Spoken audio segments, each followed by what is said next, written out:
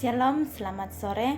Perkenalkan, nama saya Septriansyah Pasodung, jurusan D4 Kebidanan di Universitas Kediri, Fakultas Ilmu Kesehatan, NIM 202200001114,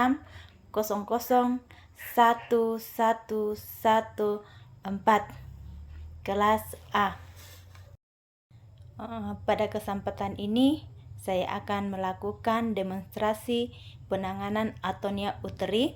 Sebelum kita masuk ke dalam demonstrasi, kita akan melihat alat-alat dahulu. Alat-alat apa saja? Persiapan alat, KBI, KBE, dan kondom kateter. Alat di dalam bak instrumen: 2 pasang handscoon DTT, 1 pasang handscoon panjang steril, kasa kering atau steril 2-3 buah, kateter ada 2, yang satu ukuran 18 yang kecil untuk pemasangan kateter urin masuk ke dalam kandungan kemih, dan yang satu ukuran 24 yang besar ini nanti untuk pemasangan kondom kateter. 2 spoit, 1 untuk oksitosin ke dalam plabot infus RL untuk oksitosin drip. Spoit yang satunya untuk menyuntik ergometrin kepada pasien kalau pasien tidak ada hipertensi. Kemudian untuk kondom kateter, tadi selain ada kateter ukuran besar, kita juga memerlukan 1 buah kondom. Kemudian kita memerlukan kapas DTT.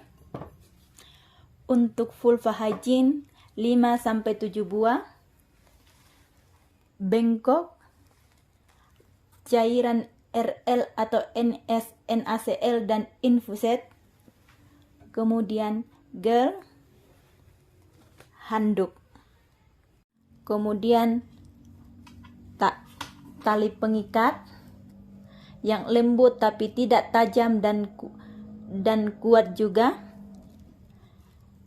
tampon, 2 spekulum SIM, kemudian kita memerlukan tampon tangkasa untuk memasukkan kondom kateter.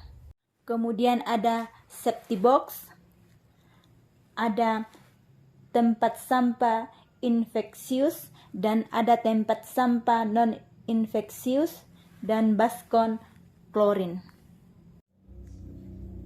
Kemudian obat uteratonika yang kita perlukan adalah oksitosin. Nanti kita masukkan 2 buah ampul. 1 ampulnya 10 unit internasional. Kita akan masukkan 2 ampul ke dalam setiap plabot RL. Kemudian jika pasien tidak hipertensi, kita berikan tambahan metergin nama lainnya ergometrin, nama lainnya metil ergometrin 0,2 mg atau 1 cc. Kemudian kita memerlukan misoprostol. Ini antisipasi jika pasien mengalami hipertensi dan dia tidak dapat diberikan ergometrin, sehingga diberikan misoprostol.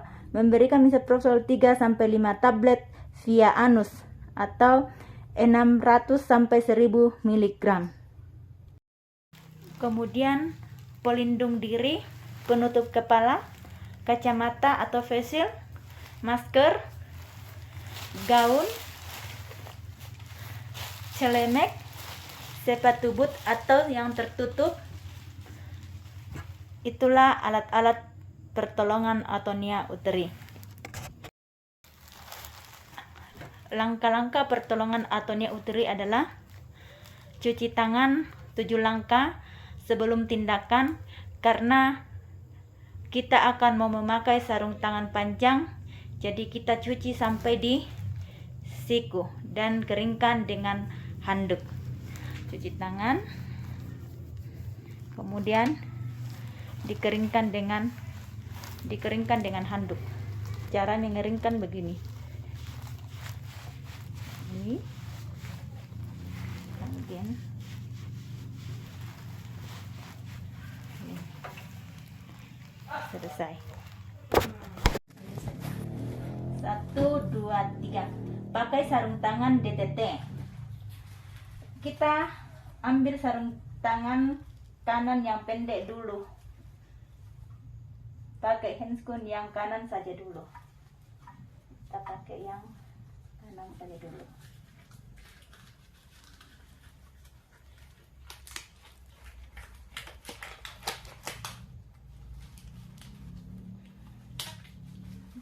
Kemudian kita akan mengambil spoid untuk mengisap oksitosin dan ergometrin. Kita ambil spoid, lepaskan secara satu tangan dengan teknik satu tangan tutupnya. Kemudian kita isap oksitosin.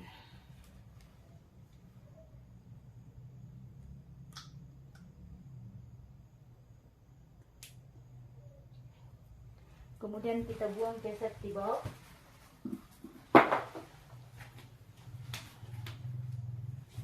Kemudian oksitosin 2 ampul, buang.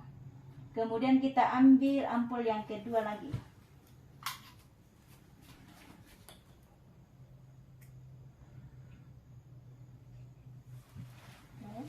Kita buang ke safety box.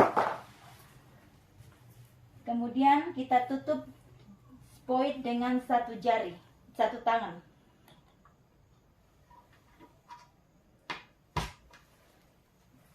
Oke.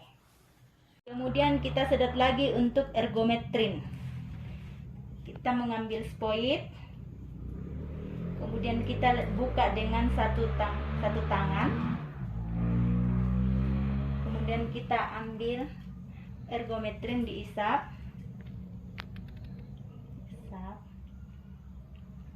Buang ampulnya ke safety box.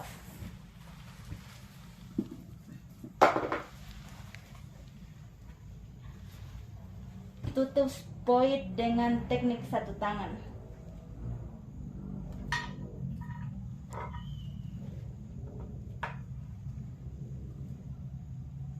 Oke, obat-obat. Kita akan melakukan inform consent kepada pasien. Selamat ya Ibu, adiknya sudah lahir sehat. Tapi mohon maaf Ibu, ini kontraksi rahimnya kurang kuat, sehingga terjadi perdarahan. Ibu, untuk membantu menghentikan perdarahan, mohon izin Ibu, nanti saya akan membantu menghentikannya dengan cara tangan saya masuk ke dalam rahim Ibu. Rasanya agak kurang nyaman, tetapi nanti Ibu bisa nafas panjang saat saya masukkan jari untuk mengurangi rasa kurang nyaman. Bersedia Ibu? Ya. Sudah selesai melakukan inform consent dan ibunya setuju, kita atur posisi pasien dengan dorsal recumbent. Permisi Ibu, kakinya diangkat seperti ini ya Ibu. Oke. Setelah posisinya diatur, kemudian kita ganti handscoon di larutan klorin.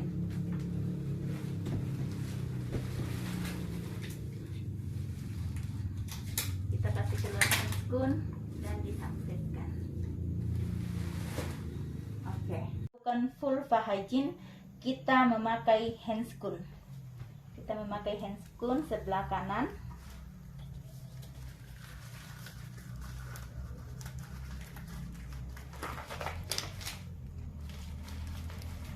Kemudian kita memasang di sebelah kiri.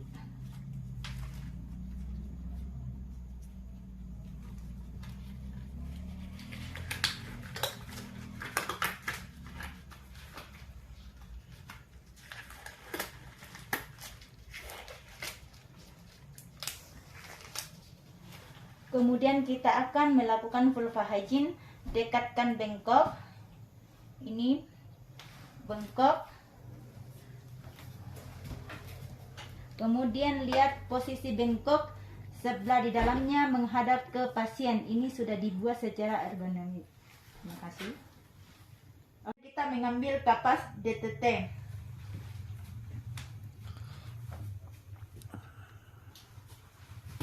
Kita mengambil kapas DTT untuk melakukan vulva hygiene. Kita ambil, langsung ambil. Kemudian kita pegang kapas,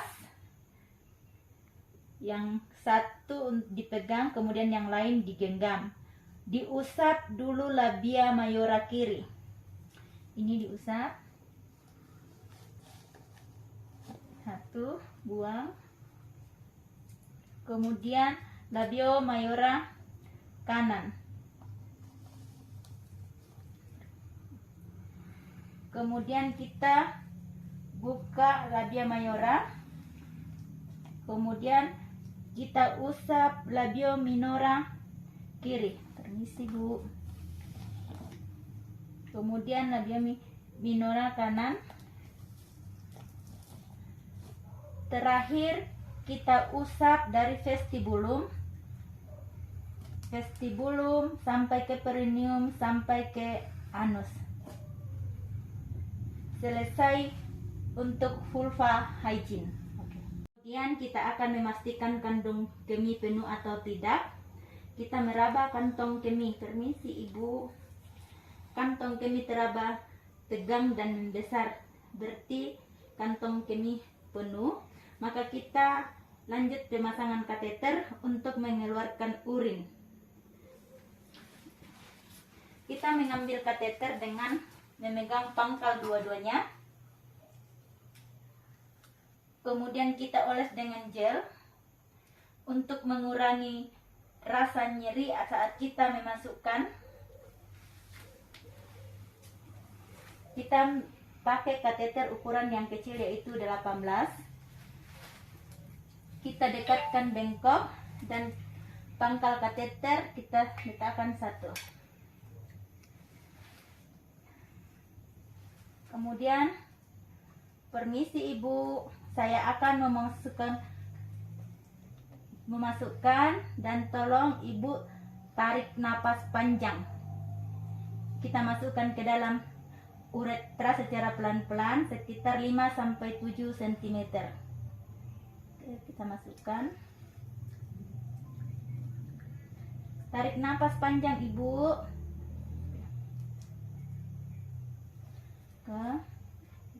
Air kencing sudah keluar.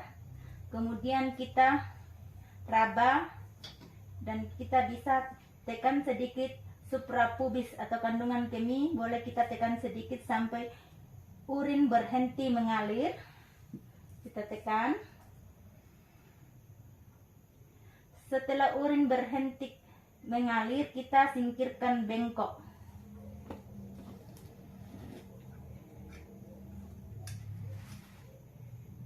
Keluarkan. Kemudian kita singkirkan bengkok. Setelah itu kita cuci tangan di larutan klorin.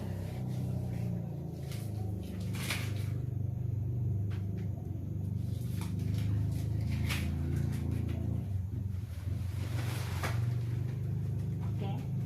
Setelah melepaskan handscoon kanan, kita akan memakai handscoon panjang. Handscoon panjang yang sebelah kanan.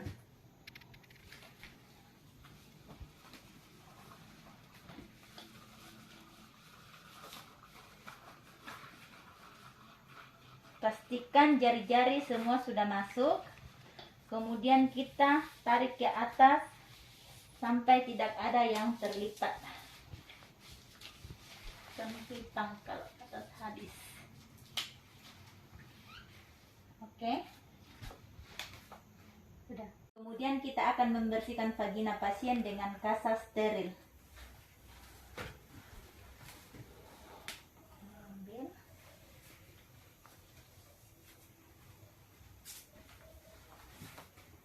Kasa ini untuk membersihkan bekuan darah yang ada di dalam vagina.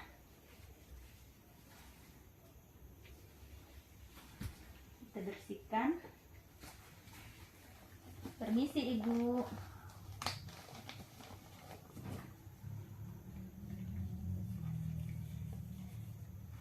Bekuan darah yang ada di dalam vagina, kita usap vaginanya 1 kali. Kalau masih ada, kita masih bisa mengulangi untuk membersihkan 1 kali, agar saat kita kompresi, bekuan darah tidak masuk ke dalam uterus, agar tidak menghambat kontraksi kalau masih ada bekuan darah. Kita singkirkan dulu ini bengkok, kita singkirkan.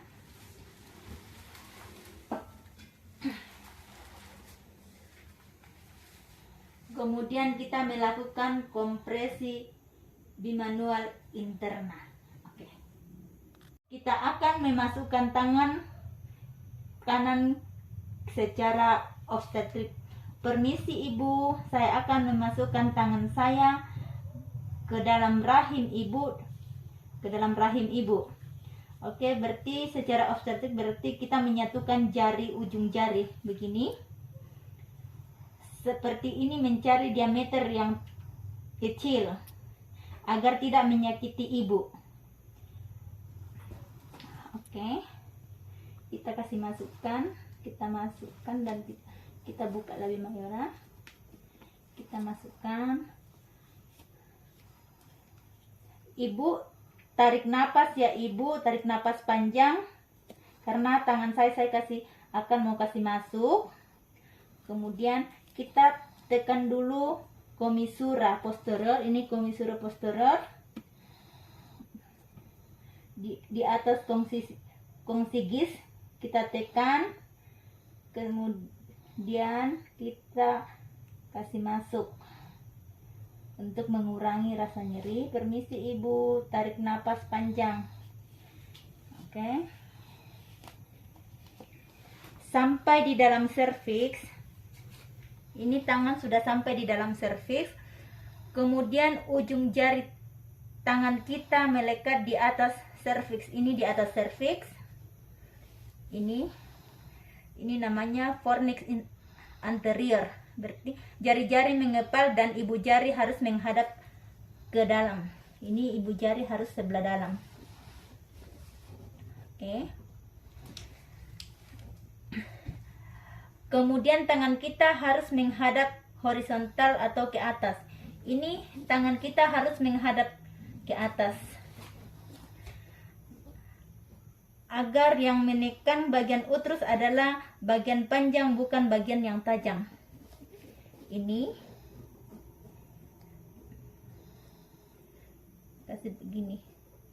Tapi kalau tangan vertikal nanti akan membuat memar atau menjadi pembuluh darah pecah atau mengakibatkan hematom. Jadi kita harus posisikan horizontal menghadap ke atas. Tangan kiri kita diletakkan di korpus seperti ini. Tangan kanan akan menekan korpus atau kita sebut dorsal kranial. Ini tangan kanan. Ini. Berarti begini, tangan kanan kita yang bergerak. Oke. Ditekan ke arah korpus. Begini. Tangan kanan yang bergerak. Jadi tangan kanan yang bergerak. Seperti ini ditekan selama 5 menit. Ditekan selama 5 menit. Kemudian kita evaluasi tanda-tanda kontraksi. Tanda kontraksinya uterusnya akan seperti berdenyut karena ada gerakan kontraksi dan retraksi. Kemudian uterus akan menebal sehingga kedua tangan kita menjauh dan aliran darah yang keluar berkurang. Oke. Setelah 5 menit kita evaluasi. Jika kontraksi bagus, pertahankan 5 menit agar semakin kuat kontraksinya. Tetapi kalau tidak ada kontraksi, maka ibu perlu bantuan uterotonika.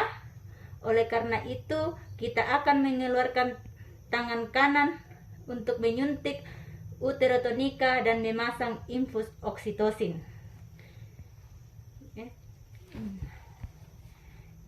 Tadi KBI kita tidak berhasil sehingga kita perlu memberikan uterotonika pada klien, tapi tidak mungkin tangan kita di dalam sekaligus kita menyuntik atau pasang infus.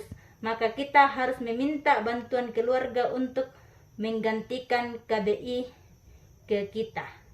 Oke. Sudah. Maka kita panggil salah satu anggota keluarga ibu. Ibu, tolong mari bantu. Tangan kiri menempel di belakang tangan kiri saya. Tekan dengan yang kuat. Begitu, tekan yang kuat. Seperti ini. Seperti ini, Ibu. Pertahankan. Kemudian tangan kanan mengepal. Ibu jari di sebelah dalam. Letakkan di suprapubis. Ibu, ya, di sini.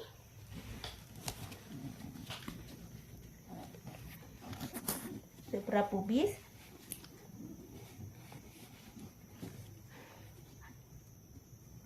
Ibu pertahankan seperti ini ya, Ibu.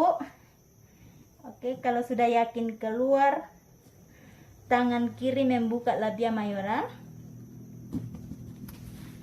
Tangan kiri membuka labia mayora dan tangan kanan dikeluarkan secara obstetrik.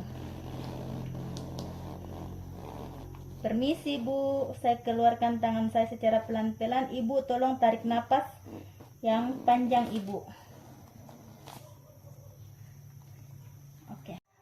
Kemudian keluarga sudah melakukan KBE, berarti perdarahan tidak terlalu banyak atau sudah tidak terlalu deras. Jadi kita akan mempersiapkan untuk suntikan uterotonika dan pemasangan oksitosin, infus oksitosin. Tapi sebelumnya itu kita cuci tangan dulu di larutan klorin dan lepaskan handscoon panjang dan letakkan secara tersampil. Oke.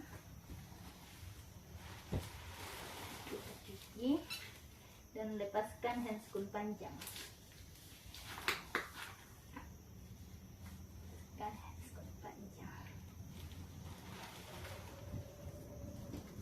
Oke, kita akan memakai handscoon pendek di tangan kanan.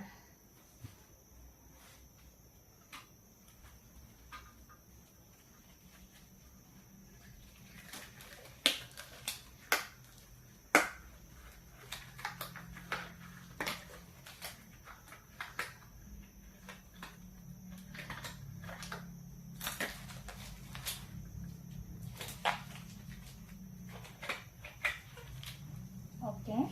Kemudian kita mengambil spoid yang tadi sudah berisi ergometrin. Kita ambil yang sudah berisi ergometrin.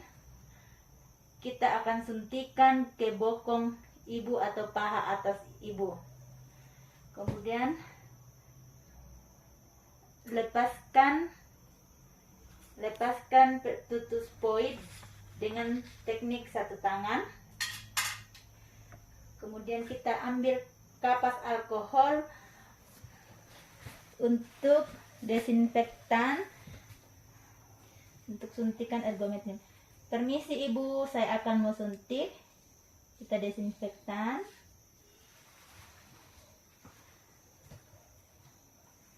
Kemudian cara penyuntikannya begini. Oke, sebelum kita suntikan, kita aspirasi dahulu. Aspirasi, kalau tidak ada darah, kemudian kita suntikkan.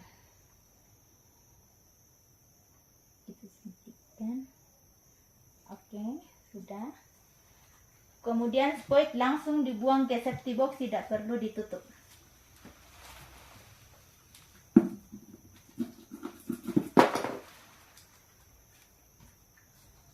Oke.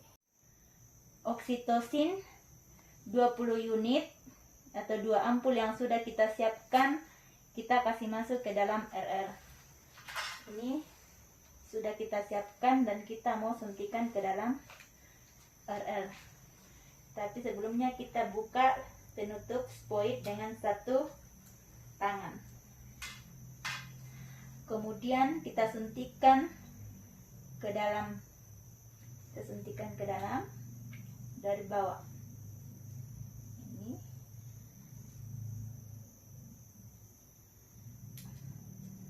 Oke, spoid masih bisa disimpan karena tidak terkontaminasi, siapa tahu masih diperlukan untuk pemberian oksitosin dosis kedua.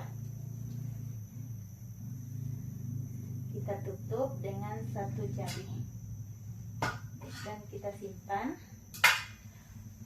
Kemudian RL yang berisi oksi kita kocok secara kuat agar merata. Kita kocok. Oke. Ini kemudian kita pasangkan dengan transfusi set supaya menetes nanti cepat. Ini.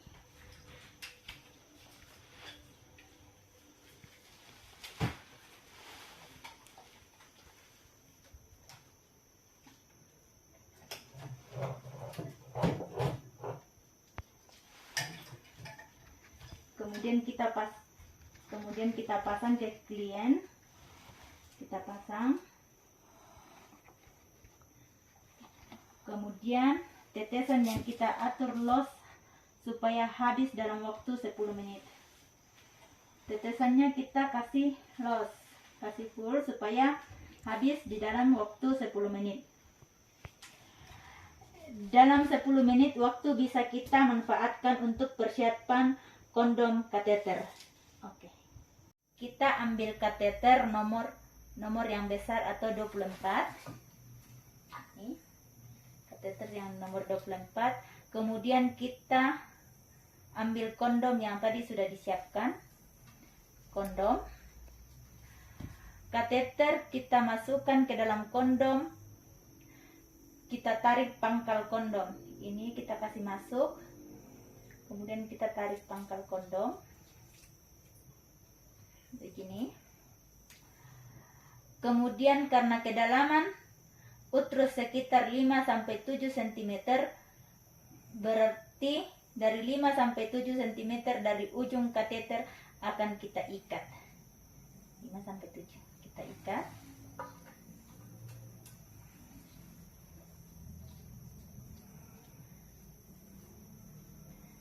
Jangan lupa kita sisihkan kondom di ujung kateter 1-2 cm ini. Kita sisihkan 1-2 cm. Kita kasih jarak agar nanti air yang masuk ke dalam bisa kita lihat ke dalam kondom. Kemudian kita ikat.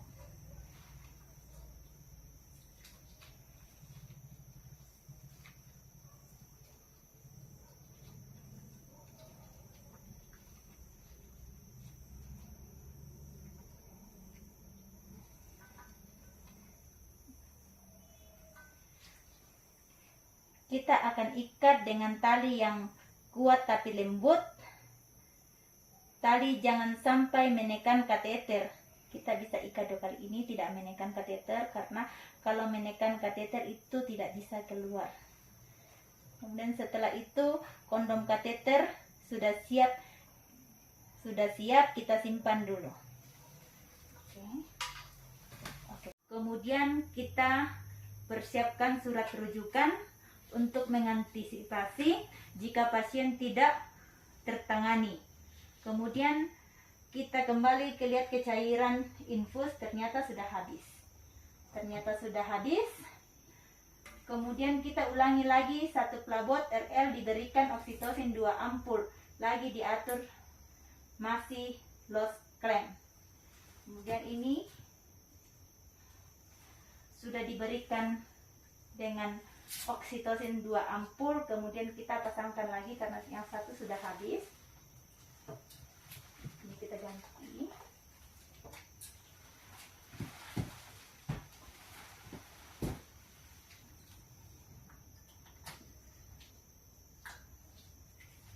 Kemudian tetesannya masih diatur dengan loss clamp.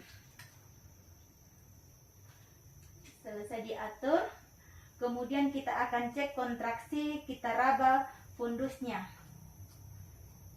Oke. Ini kemudian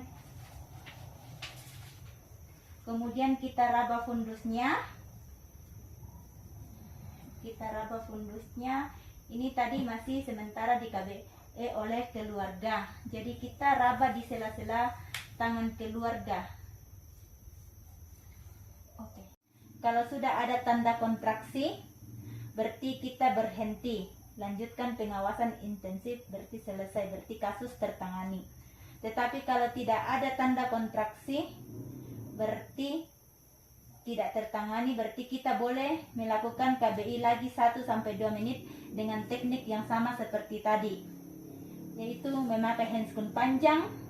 Kita masukkan tangan secara obstetri, ditekan dorsal kranial selama 2 menit. Kalau hasilnya bagus, dipertahankan 2 menit. Kalau masih bagus, berarti selesai pengawasan intensif. Kalau kompresi 2 menit tadi tidak berhasil, berarti kita katakan kompetensi kita habis, kewenangan kita di vaskes dasar habis, maka pasien harus dirujuk. Pasien dirujuk harus tetap dilakukan kompresi. Kalau KBI, kalau kita melakukan dengan tangan dengan KBI, berarti tangan kita bisa capek sehingga tekanannya tidak stabil, berisiko menyebabkan pendarahan.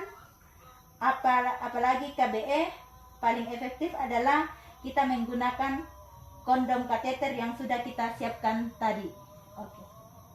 KBI dengan KBE tidak berhasil, maka kita akan melakukan pemasangan kondom kateter. Pemasangan kondom kateter kita menggunakan cairan NaCl. Ini sudah disiapkan tadi untuk pemasangan kondom kateter. Oke. Memasang spekulum SIM. Ini kita akan memasang spekulum SIM. Kita pasang bagian bawah dulu dengan cara masukkan secara miring. Ini kita masukkan. Permisi Ibu, saya kasih masuk ya Bu. Ibu tolong tarik napas panjang. Kita kasih masuk miring.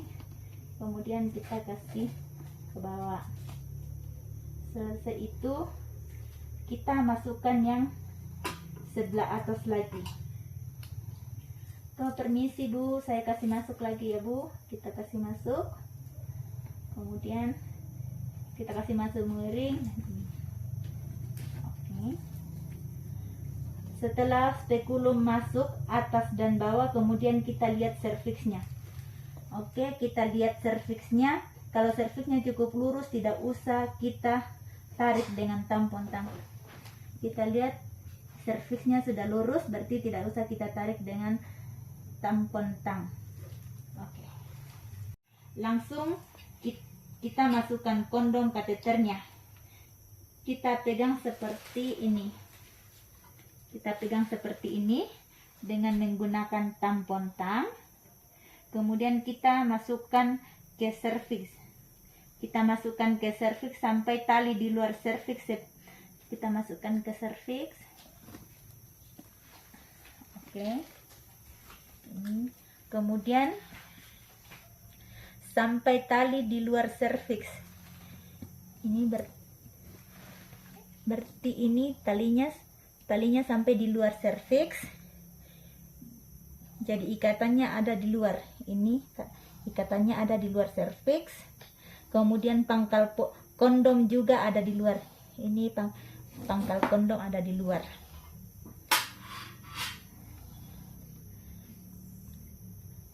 Oke.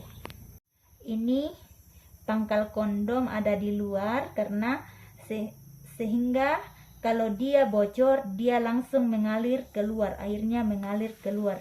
Oke. Berarti ini sudah terpasang. Oke. Kemudian kita sambungkan dengan selang infus NaCl. Ini kita sambungkan dengan infus NaCl.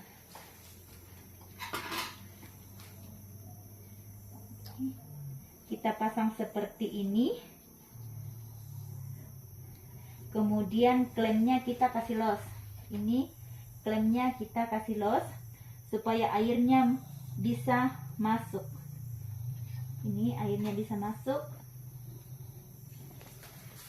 Kita lihat cairannya masuk ke dalam kondom. Ini kita lihat cairannya sudah masuk ke dalam kondom.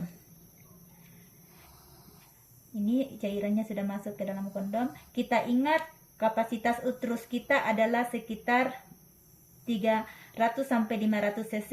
Kondom ini akan terisi sampai uterus penuh. Pada saat uterus penuh, tetesannya akan berhenti mengalir sendiri. Jika tidak perlu kita klaim ya. Jadi ini prinsip kondom kateter. Oke. Ini kateternya sudah terpasang. Kemudian kita akan melepaskan spekulum SIM bagian atas. Kita kasih keluarkan, permisi Bu, saya kasih keluar. Ini kita kasih keluar dengan posisi miring. Oke. Kemudian di bawahnya juga kita kasih keluar dengan posisi miring. Lepaskan secara miring, permisi Bu. Oke. Kemudian kita akan memasangkan tampon kasa. Kita akan memasangkan tampon kasa. Ini, permisi Bu. Kita kasih masuk untuk fiksasi kateter. Untuk fiksasi kateter, masukkan tampon samping atau kiri kanan ini di sebelah atas vagina sampai vagina penuh. Yang penting dia padat. Kemudian fungsi tampon kasa untuk mendeteksi apakah bocor atau tidak, supaya kalau bocor kita bisa melakukan reposisi. Kemudian kita fiksasi plester ke paha ibu. Ini sudah tidak bocor, berarti kita bisa plester ke paha ibu. Kita plester ke paha ibu.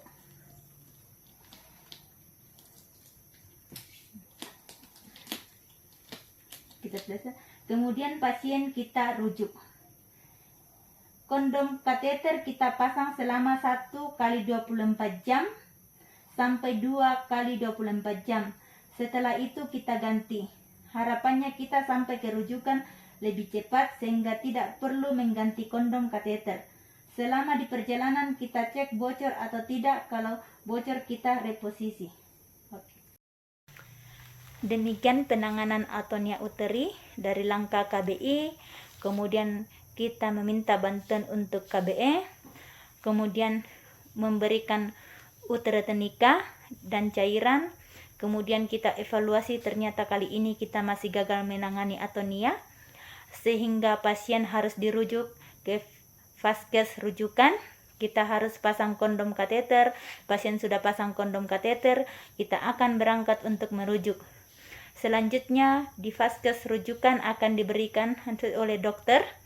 Isi kondom kateter dikeluarkan 10 sampai 15 cc setiap 1 jamnya untuk memberikan kesempatan kepada rahim untuk berkontraksi. Kalau tonusnya mulai kuat, tetapi jika tidak ada kemajuan kontraksi selama pemasangan kondom kateter, maka pasien dilakukan tindakan bedah. Bisa histerektomi parsial, histerektomi tetap, atau lidasi arteri uteri dalam. Terima kasih.